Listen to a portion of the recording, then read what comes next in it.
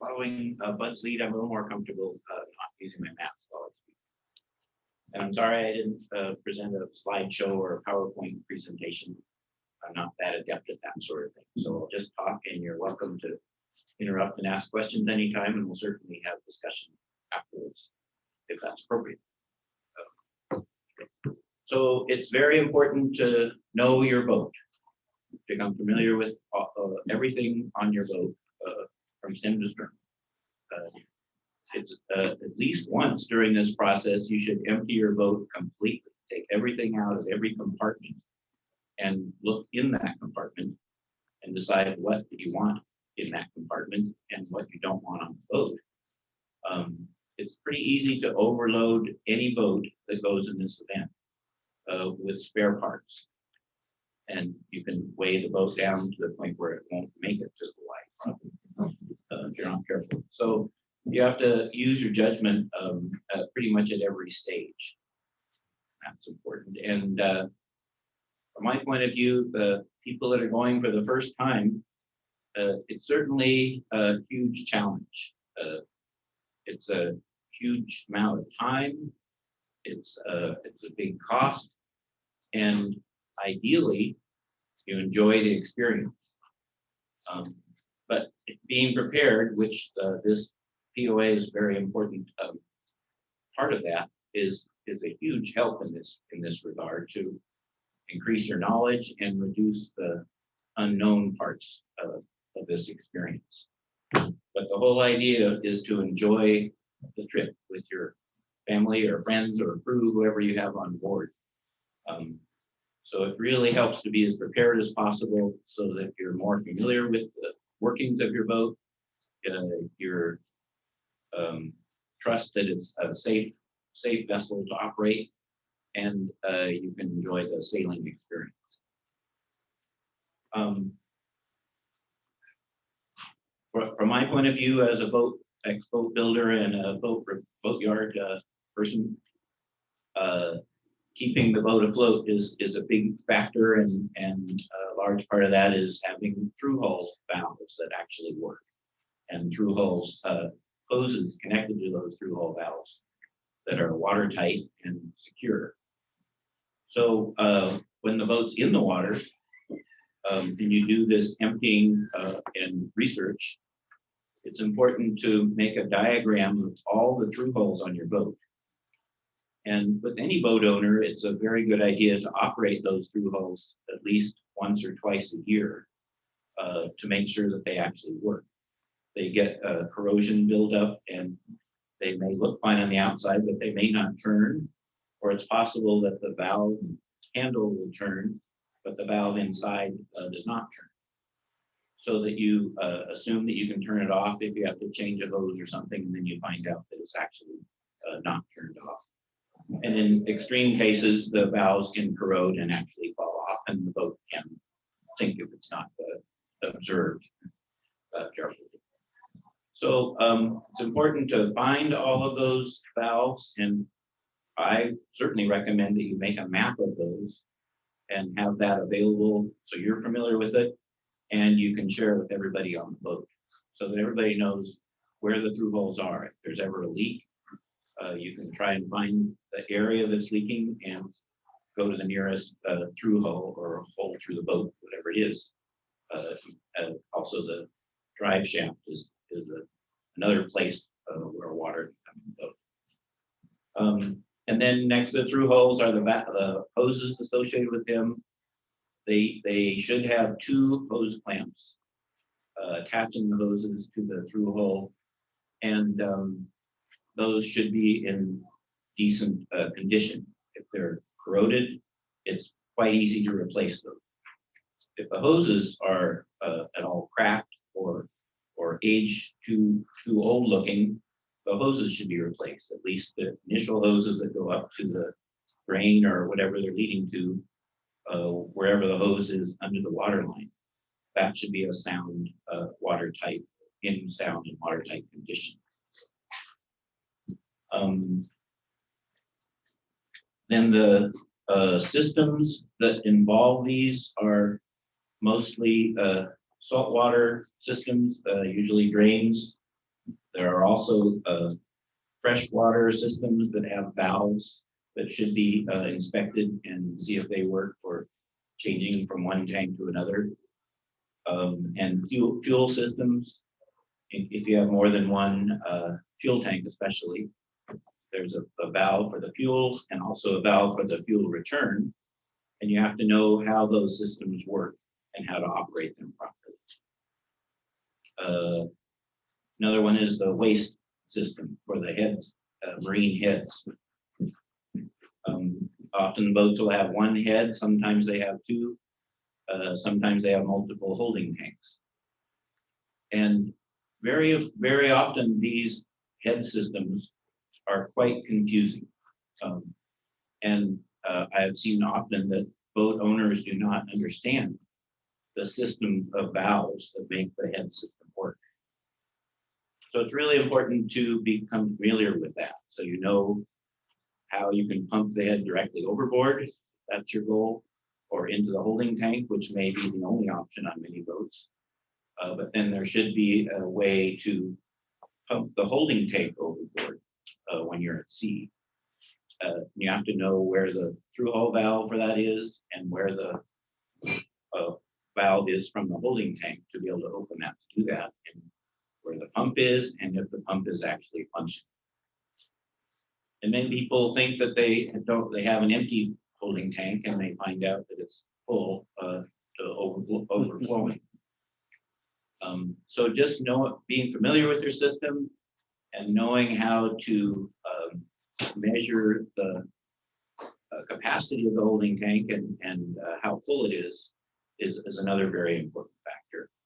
And with any tank, and certainly with a holding tank, the vent system on the tank is another important feature that must be working properly.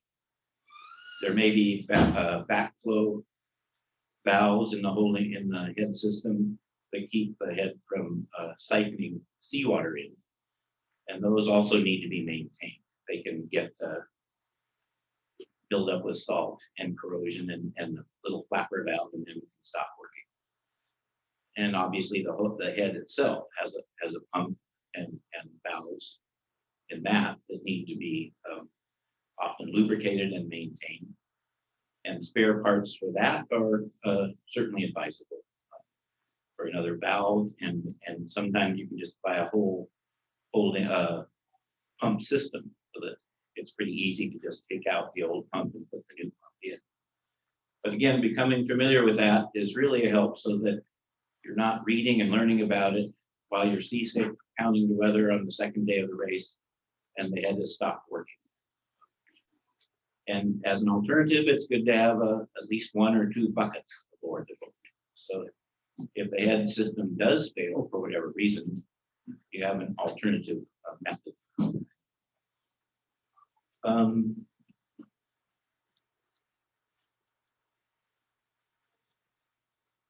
When you do this map of the valves, it's a good idea also to label all the sections of the boat, so that you know what's in under each pump or each storage place.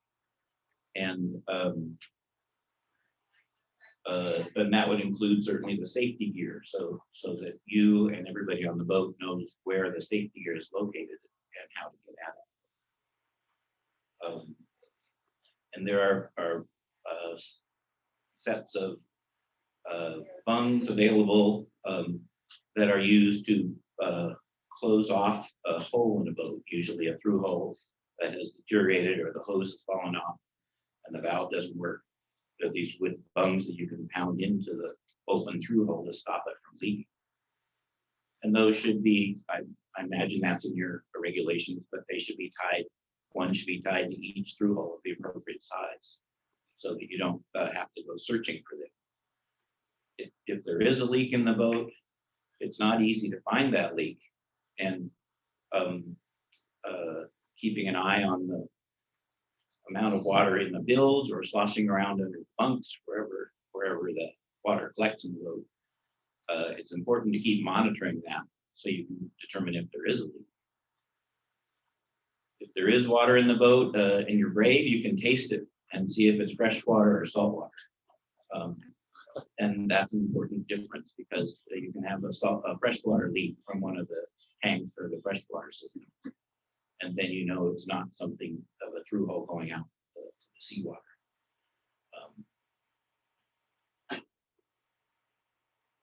And then as far as the bigger systems on the boat, if you look at a picture of a boat, the biggest thing that stands out is the mast. And Scott and Ben talked about the mast and rigging. I didn't hear their whole presentation, but the standing rigging, it's usually recommended it be replaced every 7 or 8 years, something like that. Many people extend that to quite a lot longer, go 15 or 20 years without replacing their standing rigging. And for day sailing, it's not as critical. For crossing oceans, it's very critical. So it's important to have the standing rigging renewed within the last 5 or 7 years, in my recommendation, before you kick off for this experience. Rod rigging lasts, I think, about twice as long.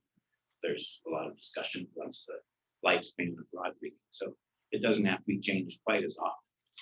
But it's still important to have that inspected and renewed. And I would recommend that the mast be pulled out of the boat, I guess, within 2 years of leaving for this sort of trip. So if you've done it a year ago or something, you don't have to do it again necessarily. But you learn a lot from taking the mast out. You can renew mast wiring inside the mast much more easily, or change electronics on the top of the mast, change standing rigging and running rigging. And to me, very importantly, you can check the condition of the butt of the mast, which can corrode or deteriorate, and is often not very visible under floorboards. It's in a bad environment, in the bilge, and there can be quite a bit of corrosion there. And with the mast out, you can also inspect the mast step and the structure that supports the mast step. And that's a important factor in the boat's structure. The mast partner at the deck is another place to look and make sure that the mast, the hardware on that has not deteriorated. Usually there are deck step masts are obviously different than keel step masts. Most of the boats in this race will be keel step masts, and so the mast partner usually has wedges or some kind of support to soften the chafe between the mast and the deck. And one of the popular ways is using spar tights, which is an epoxy, thickened epoxy that you pour, and it supports the mast very well all around. If you have a carbon fiber mast, the spar tight is the best thing to use because it doesn't point load the mast, where the mast is a little more fragile and more susceptible to chafe. And if you have a thin walled aluminum mast, it also is advisable. If it's a very heavy wall aluminum mast, it's not as critical. I don't believe it's used on wood masts, but I'm not positive about that. But there are, you can use wood wedges if you don't have the spar type. But it's important to stabilize the mast at the deck. It makes the mast structure sounder and reduces the chafe, and it's a stronger structure. And the spar tight, if it is already in your boat, it can be a problem unstepping the mast with spar tight, because if it's not done correctly, it can adhere to the mast and to the edges of the partner. And if you to release a structure from a mold or from another structure, it's important to have draft where the top of the mast partner is wider than the bottom. If it's made this way, you can never get the spar tight out. You can pour it in, but you can never remove it from the top. And if the the surface of that partner was not prepared properly, you can have a very smooth vertical cutout in the deck, and then you have a gap where the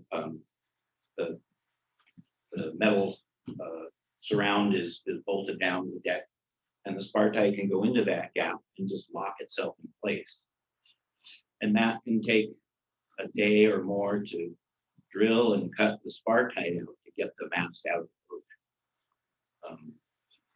So if the mast is out of the boat and you want to renew the Spartite or put in Spartite for the first time, that's the time to prepare that surface so that you can have some draft and you have a smooth surface there. So the Spartite, it doesn't get locked into that structure. Also, when the mast is out, is a good time to check the condition of the chain plates. How they are attached to the hull below the deck is very important, and their condition above the deck. If there's any crack or if the holes are elongated. Some boats have aluminum chain plates, and those tend to wear over years and decades more than the stainless chain plates. So it's important to inspect those structures because we all rely on those and we assume that they're fine, but you don't really know for sure if no one's looked at them for 2 or 3 or 4 decades. It's important to inspect that sort of thing. And I think there are tie down requirements for the mast, the step, and usually there's a tie down for the mast for the deck at the partner down to the hull, so that halyard turning blocks don't lift up the mast. And that's important. Another important thing to look at, and is often, sometimes it attaches to the mast, and you have to undo it to get the mast out. But otherwise, it's a little easy to inspect when the mast is out. So for those reasons, I certainly recommend at some point having the mast out of the boat to look at. It's not a requirement, and you may be fine without it. And you may go with 20-year-old rigging and you may not have a problem. But the chances of failure increase as the rigging gets older. And especially if you're sailing the boat back from Hawaii, that's when the rig loads can be the highest, actually, pounding the weather for a few weeks at a time. Puts a lot of load on the mast and the rigging. Another big item would be the keel. Most of the boats have keel bolts, and keel bolts should be checked for the keel bolt torque every decade or 2. And most boats never get that inspected or checked. So I would recommend when the boat is out of the water, as an aside, many of these things you can do yourself, and many of these things you need to have an expert or a boatyard person or a rigger do for you. So it depends on the time you have and your budget. But if you want to have to check the keel bolt torque, there's a very quick way to do it. Just put a torque wrench on and see if it turns and if it's okay. And that actually does not check anything, because it's very likely that the nuts are corroded and won't move. So when the boat's out of the water sitting on the keel, one at a time, you can undo the keel bolts, take them off, take the nuts off, and check the caulking around the keel bolt where it enters the hull. And that's a good time actually to replace the washers and enlarge their size if needed. So you get a little bit better backing plate holding the keel to the hull. But you can put caulking in, put the washers in, put new nuts on, and tighten them down. You can do all that by hand, one at a time, as I mentioned, and tighten them as much as you feel comfortable doing, and then have the boatyard check those torques at that point. And the importance of that is that the keel bolt torques need to always have a certain load on them. And then when the boat's underway and pounding, that load goes up and down incrementally. But if the keel bolts are too loose, it might go from 0 to a high load, and that increases the fatigue of the metal on the keel bolts. Also, when the boat's out of the water, you can see if there's any separation of the keel to hull seam, and that you can ignore or you can address depending on what you want to do. There are many boats that have a characteristic smile at the front of the keel where there's a little separation, or at the back of the keel, because the keel bolts can't go right to the ends of the keel itself. And so if you are familiar with that, or if the boatyard knows that, then they can allay your fears about that being a major problem. If the keel bolts are leaking when the boat is at the dock or when the boat is sailing, that's a more serious problem. And you can address that by doing what I described, or recaulking the keel bolts from the top, especially if you can address which keel bolt is leaking. And what that takes is persistence in drying out the bilge, accessing all the keel bolts, and identifying when boats either at rest or under sail what is leaking. So it takes some time and some persistence to find leaks wherever they are. If it's a serious leak and there's cracking all around the keel to hull seam, it's best to lift the boat off the keel, clean everything up, and rebed the keel. And then go ahead and put it back down and do the keel bolt torque. And that's obviously a more major job. It's very, very rarely needed. But it's important to be aware of any leak on your boat. And if I feel if the keel is not leaking, there's no need to take it off to do that, even if there are cracks. The cracks are usually cosmetic because boats flex, and the keel is a very large moment arm, and it bends a little bit when the boat's sailing, especially when it's pounding the weather and the boat's heeled over. So that crack is often a cosmetic crack.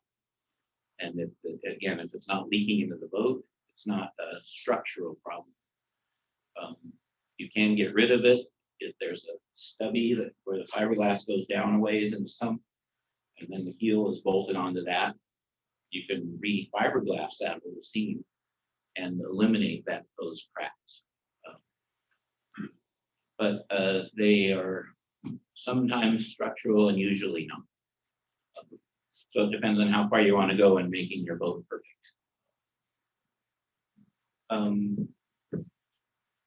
With the fresh water, you just want to make sure the tanks are clean and sound, and that the hoses are also clean.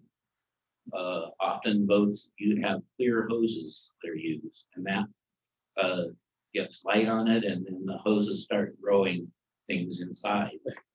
And it's safest and cleanest to replace the hoses so that you're drinking clean water when you're using your water tank system in your boat.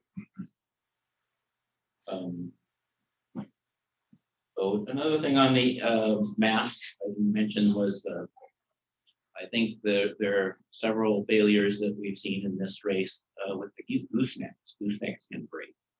So it's important to inspect those very carefully and have a rigger or metal worker at a boatyard take a look at those if you have any questions about it. And booms have broken before. Usually that's at the vang fitting where the vang attaches to the boom. So it's worth inspecting the vang lug on the boom carefully, and it's possible to strengthen the boom at the vang fitting if there's any indication of any wear or weakness there. Mast failures certainly can happen, and usually that's from a rigging failure that the mast will fail. But there can be deterioration at the step or at the deck that you just don't see until you take the mast out of the boat to inspect it. If you do use wedges or Spartite, the Spartite claims to be waterproof, and it's not. it's as a wedge. It's very good as a wedge, but it's not very good as a waterproof membrane. So whether it's wedges or Spartite, it's good to have a rubber or tape, some self-amalgamating tape, or some kind of a system that will make that that penetration of the deck waterproof. And usually over that, you would put a little canvas boot that just keeps the sun off of that waterproof system, watertight system, so that it lasts more years. So there are kind of three functions of those three layers that are all important actually to use. With the engine, obviously you want to go through the engine and make sure it's running properly and reliable. Part of that is the fuel system. The engines are almost entirely diesel, and diesel can be damaged by having, or the engine can be damaged by having moisture in the diesel. And the moisture can cause growth in the diesel tank. And one way to test that is to go out in the ocean and run the engine. And if it stops, it's because you got too much growth in your tank and clogs up the filter. And you can fix that by replacing the filter. But you may have to replace a lot of filters to do that. So another way to do that is to get the fuel polished. And that is a part of the system of just cleaning out the tank. If there's any inspection port in the top of the tank, that you can open that and just physically clean out the tank. If there is an inspection port, you can consider having one installed, which would help you do that. But that's an important maintenance problem before you go to sea. So you can avoid that sort of problem, which is a fairly commonly experienced difficulty. I would still take spare fuel filters along. And if you're not familiar with diesel engines, which I, after 40 years, am barely familiar with, it's important to know how to bleed your engine. So that if you do run out of fuel, if you have two tanks or whatever it is, you can restart your engine. And there's usually a little bit different procedure for each engine that allows you to purge the air out of the fuel lines so that you can restart your engine after it's run out of fuel. The drive line is another big item. It's good to check the coupler, which is where the transmission at the back of the engine attaches to the drive shaft, and which is often unrecognizable because it's a ball of rust. And it may be okay, even if it doesn't look very good, but it could be that it needs to be cleaned or replaced. And then going back, the seal at the shaft, where the shaft goes through the hull, there's a shaft log, which is usually on a fiberglass boat. It's a fiberglass tube that's glassed into the hull, and then the seal is mounted with a hose on that shaft log tube. And then at the front of that shaft log tube is the gland that you can tighten that will seal around the shaft itself. And with the conventional type, with the big nut that you can tighten that down, you can take that off and repack that, put new packing in there. And you can't do a final adjustment of that until you have the boat back in the water. You want it as loose as possible so it doesn't clamp too hard on the shaft, but you want to tighten up that it doesn't leak, or it only leaks very slowly. With these conventional seals, it shouldn't leak at all when the boat's when the shaft is not turning, when the boat's not, and the engine isn't running, and it might leak once every 20 or 30 seconds when the engine is on and the shaft is turning. It's sometimes not possible to get to that exact ideal situation, and sometimes there are materials that you can put in that make it so it doesn't actually leak at all. Another thing to do is to know where that is and look at it with a flashlight or get your head in there, however you can do to see it when the engine is running, boat's underway, and look at that, see how much dripping is going. You can put your hand on that seal, and if it's so hot you can't touch it or you can't keep your hand on it, then it's too tight. It's not getting enough water in because the water, dripping water, is actually cooling that system. So then it needs to be adjusted, loosened a bit, or it may be that you have to have the packing in there replaced, which can be done in the water by brave people. I wouldn't do it. If you undo that and water is pouring in, you have to be very confident you can get the old seal out, put the new seal in, and get it back on. It's not a relaxing thing to do. So it's best to do that when the boat's out of the water. There are many dripless packing glands nowadays, and those have good and bad points about them. A good point is that they compress against each other, the two discs, and that compression is supplied by a bellows hose that's compressible, and so they don't wear on the shaft at all. I didn't mention on the standard packing glands, the packing is compressed down on the shaft. So if you take that off, you can inspect the shaft, and the shaft has developed a groove in there. It may not be possible to seal that anymore. It needs to have a smooth surface to seal. And that could require either getting the shaft out of the coupler if it's too corroded, or if the shaft is too worn from that seal, it could require replacing the propeller shaft. So those are important things, I think, to have inspected and, if need be, renewed before you go on a trip across the ocean. The last part outside the hull is the strut, which is somewhat susceptible to corrosion. The bronze struts seem to be the best at resisting corrosion, but there are welded stainless struts that are certainly fine, but the stainless welding underwater is not as durable, and so they're a bit more susceptible to degradation over long periods of time in the water. And then the cutlass bearing that's in that strut is a grooved rubber inside of a bronze tube, and the grooves allow water to flow through it, which cools it. And the thicker part of those grooves are what are supporting the shaft. And it's quite easy when it's out of the water to see whether that has worn excessively. A slight bit of wear does not cause a problem, but the excessive wear, especially if you're going to be powering back for days at a time through the high or something, it's a good idea to change that cutlass bearing if that's. And then the propeller itself, which needs to operate properly. It might be a fixed prop, it could be a feathering prop, or it could be a folding prop. Those are the three main types that I know of. And bronze is the usual material for props. But it's also susceptible to corrosion.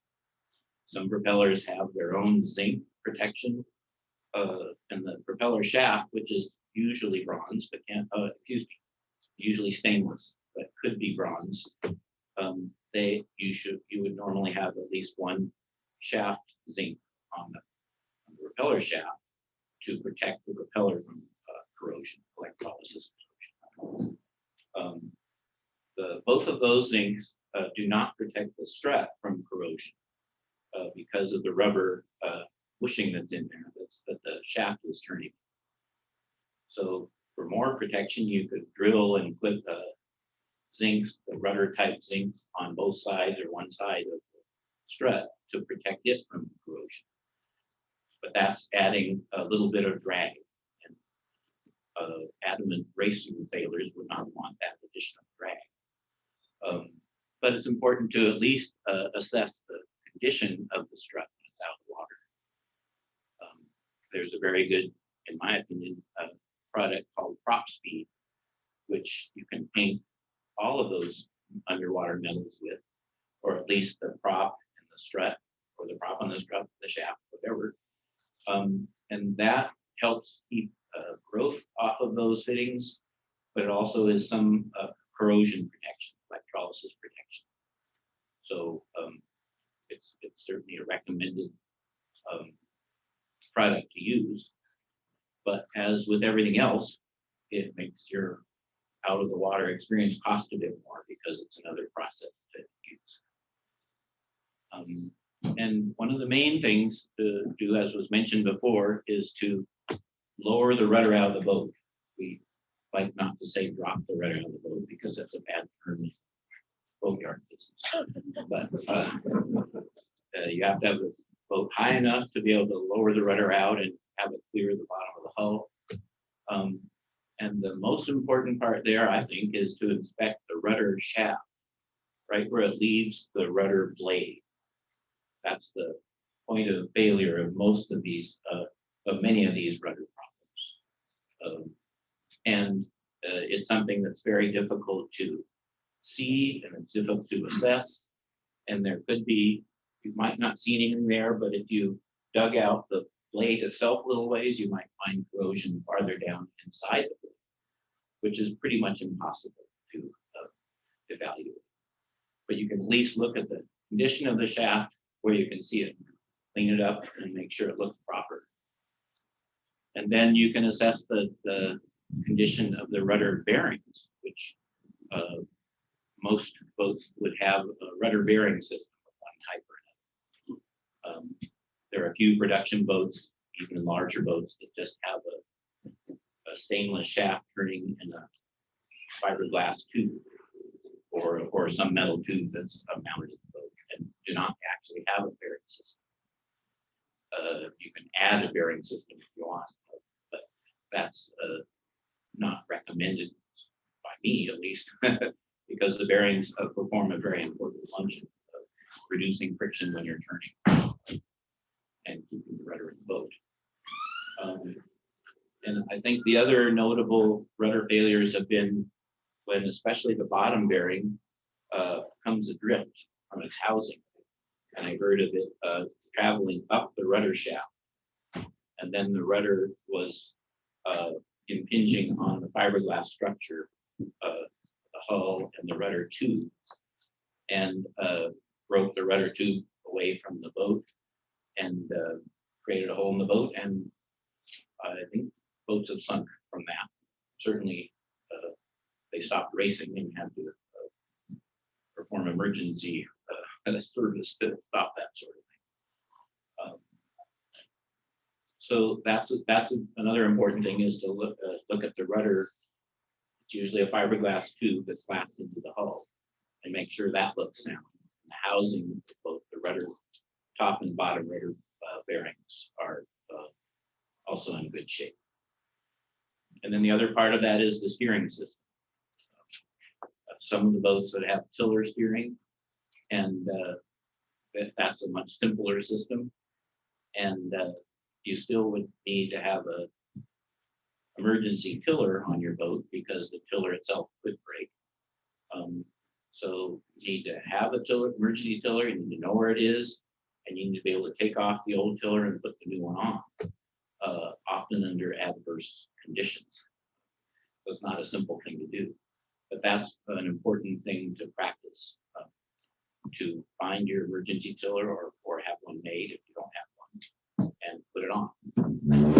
Take it off and go motoring at least with it.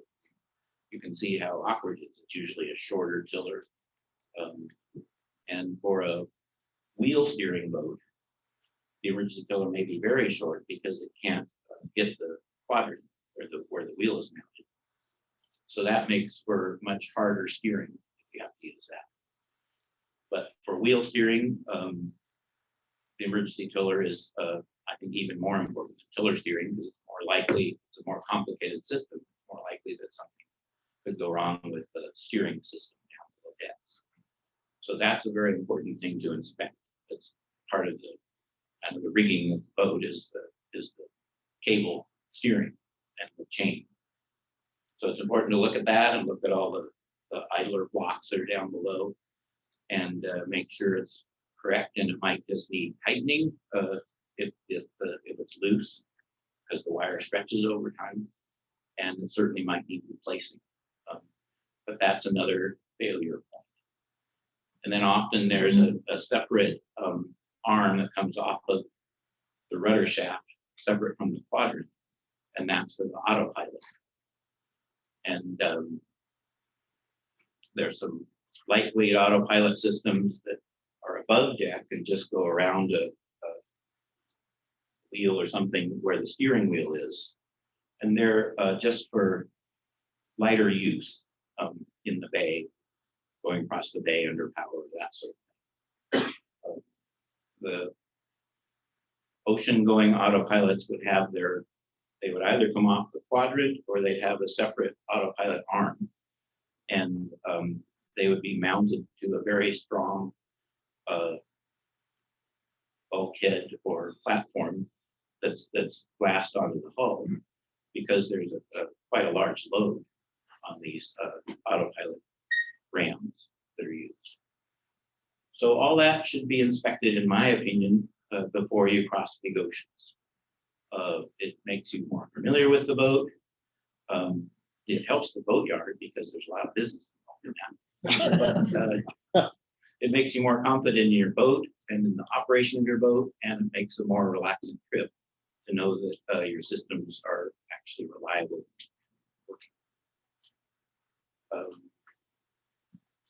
Let me look and see if I ignored anything. Just another couple of minutes. There are tank monitoring systems that are quite useful and helpful, but they need to be maintained and they need to be operational. But they can show you, everyone's familiar with the fuel gauge, and that just shows the level of fuel in the tank. You can get them for your water tanks, so you can see how much water is in the boat, fresh water, or you can have an inspection port and you can open it up and look in the tank.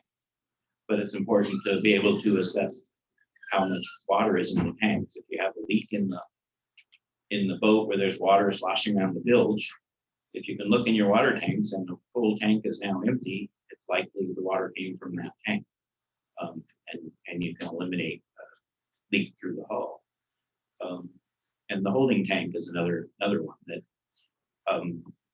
I would think when you're safely offshore, you would want to empty your holding tank and not use it during the race if you have a system that does that, where you can pump directly overboard.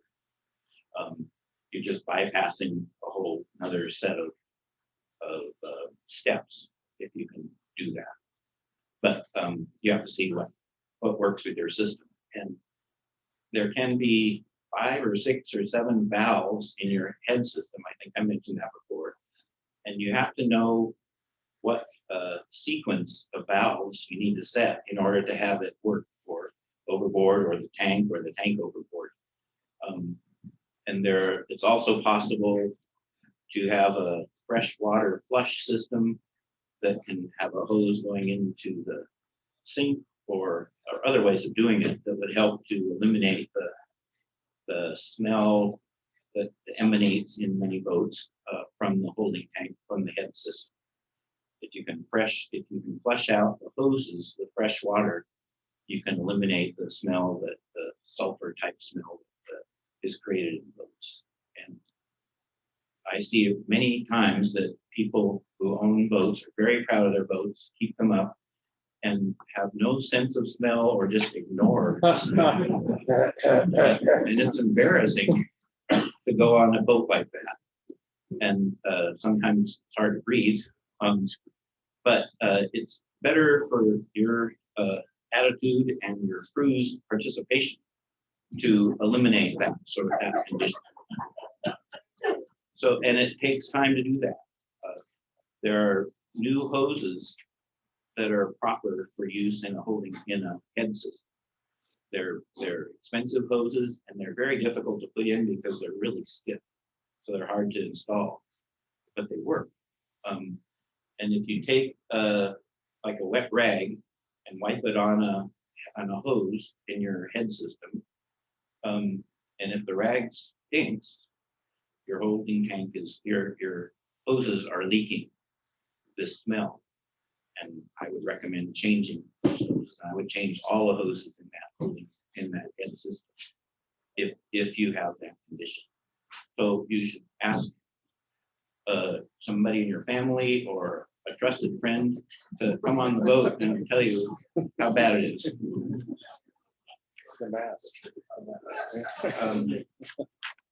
One other thing, the emergency rudder system, I'm sure you're all thought about that. I certainly like the cassette system, which Rowena showed on her boat, where you can set up a cassette on the transom if you have rudder failure, and you can do that without having the cassette dragging in the water, so that it's a safe thing to set up. And then when you have everything ready and you have the cassette attached so that it steers with the wheel or however it's done, there might be a tiller on there. Then you can slide down the rudder blade, and that's the last thing you do, and that you can do even in rough conditions. Who was it? The Express 27 long rudder there, yeah, Julia's. I think you would have a lot of trouble if it's stormy conditions shipping that on.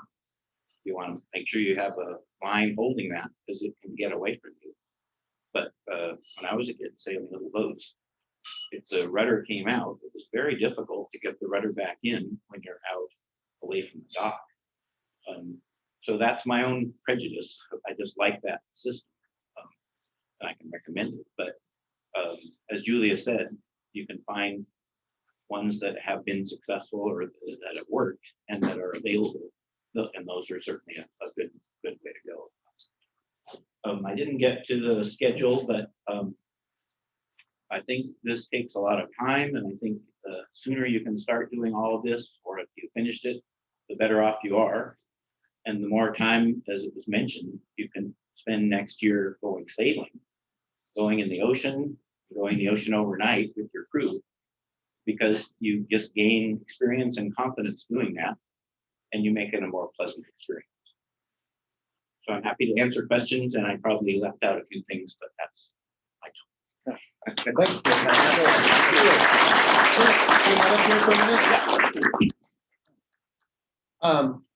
A lot of really great information in there. I'm sure there's a lot of questions for Kim. A veritable fount of knowledge up here. So we're gonna have a little coffee break. I'm gonna interrupt questions for him. We're gonna have a little coffee break and do a little bit of a breakout. So maybe Kim, I'll ask you to wait up here. Yeah. And then we've got Rowena in the back, in the middle there, and Buzz conveniently